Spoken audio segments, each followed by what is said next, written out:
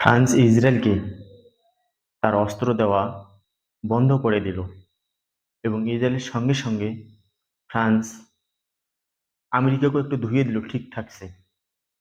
এবং মিডল ইস্টের পরিস্থিতির মধ্যে বর্তমান ইসরায়েল এবং ইরানের মধ্যে কি পরিস্থিতি চলছে সেটাও আমরা এই ভিডিওতে জানবো।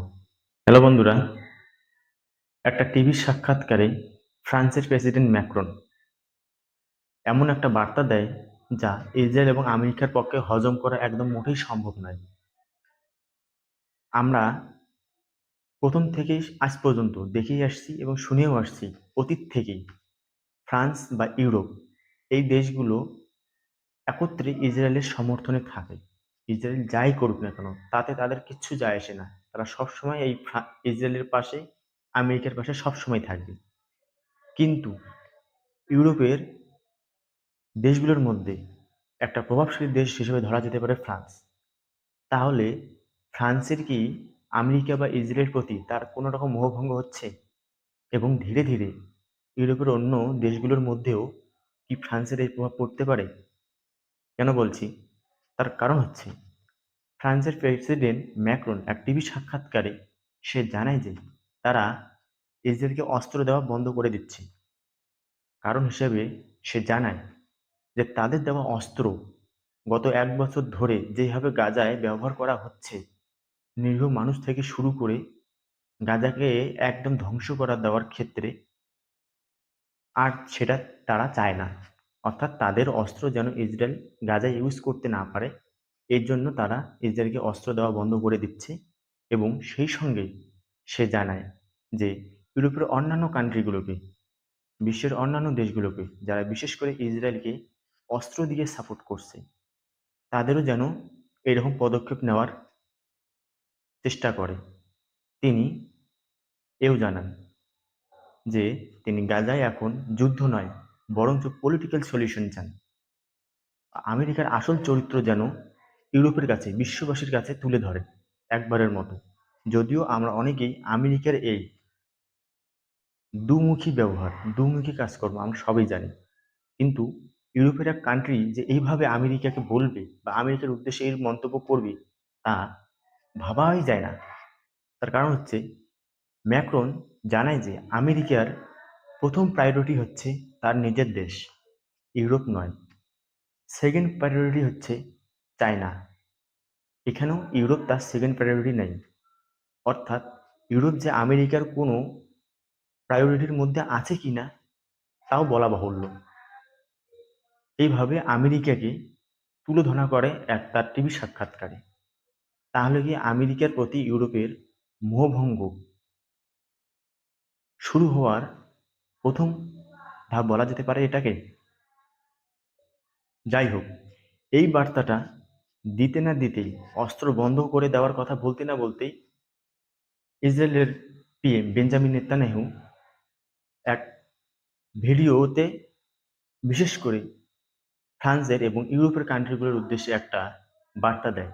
সে জানায় যেভাবে ফ্রান্স তাদেরকে অস্ত্র দেওয়া বন্ধ করে দিচ্ছে এবং অন্যান্য ইউরোপের কান্ট্রিগুলো তা চিন্তা ভাবনা করবে বলে সে জানায়, তা খুবই লজ্জাজনক। সে এও জানায় যে বর্তমান পরিস্থিতিতে ইসরায়েল 7টা ফ্রন্টে যুদ্ধ লড়ছে। এইরকম অবস্থায় ইরান কি এই প্রক্সি গুটগুলোকে তার অস্ত্র দেওয়া বন্ধ করে দিবে?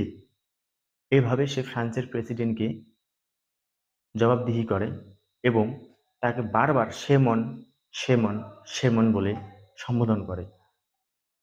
এভাবে যে ইসরায়েলের পিএম ফ্রান্সের প্রেসিডেন্টের উপর এত ক্ষিপ্ত হবে, এত রাগ হবে, কেউ কখনো ভাবতে পারেনি।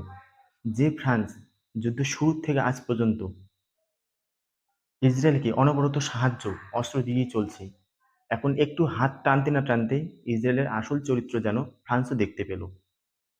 এবং সে ভিডিওতে, অর্থাৎ বেঞ্জামিন নেতানিয়াহু ভিডিওর মাধ্যমে জানায় যে ফ্রান্সের কোনো রকম সাহায্যের তাদের প্রয়োজন নেই, ফ্রান্সের সাহায্য ছাড়াই তারা এই যুদ্ধকে জয়লাভ করতে পারে।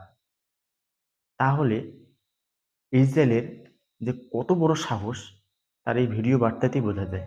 ফ্রান্সের প্রেসিডেন্টের এই বার্তাকে বুড়ো আঙুল দেখিয়ে ইসরায়েল লেবাননে ফ্রান্সের এক মাল্টিন্যাশনাল এনার্জি গ্যাস কোম্পানির উপর তাবড়তোড় বম্বিং করে এবং একদম ধ্বংস করে দেয়। এভাবেই ইসরায়েল ফ্রান্সের প্রেসিডেন্টের যে অস্ত্র না দেওয়ার হুঁশিয়ারি বা হুমকিটাকে তারা ফ্রান্সকে এইভাবে যে দেবে তা মনে হয় ফ্রান্সও ভাবতে পারেনি। ইসরায়েল হচ্ছে কালসাপ, কথায় আছে না, দুধ কলা দিয়ে কালসাপ পোষা। এতদিন থেকে ফ্রান্স ইসরায়েলকে দুধ কলা দিয়ে পুষে আসছিল আমেরিকার মতো। এখন একটু হাত সরাতে না সরাতেই ফ্রান্সের উপরেই অ্যাটাক করা শুরু করে দিল ইসরায়েল। ইসরায়েলের প্রেসিডেন্ট ম্যাক্রন এও জানায় ইসরায়েল যেন কোনো রকম ভাবে ইরানের নিউক্লিয়ার সাইটের উপর আক্রমণ না করে। এভাবে ফ্রান্সের প্রেসিডেন্ট ইসরায়েলকে এক ওয়ার্নিং দেয় যে কোনোভাবেই কোনো মতেই যেন ইরানের নিউক্লিয়ার সাইটের উপর অ্যাটাক করা না হয়।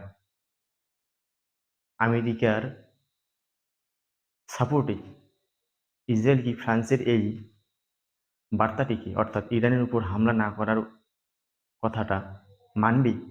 ইসরায়েল শুধু গাজার মধ্যে মানুষই মারেনি, শিশুই মারেনি, সে নিষ্পাপ, যে কথা বলতে পারে না, এইরকম ইমারতগুলোকেই সে ধ্বংস করে দিয়েছে। এর মধ্যে এই 1 বছর চলাকালীন যুদ্ধের মধ্যে ইসরায়েল গাজার মধ্যে, শুধু গাজার মধ্যে 814টি মসজিদ, 3টি চার্চ এবং 19টি কবরস্থান, এই ইসরায়েলি সৈন্যরা কবরস্থানকেও ছাড়েনি। তারা এইভাবে এগুলোকে বম্বিং করে একদম ধ্বংস করে দিয়েছে।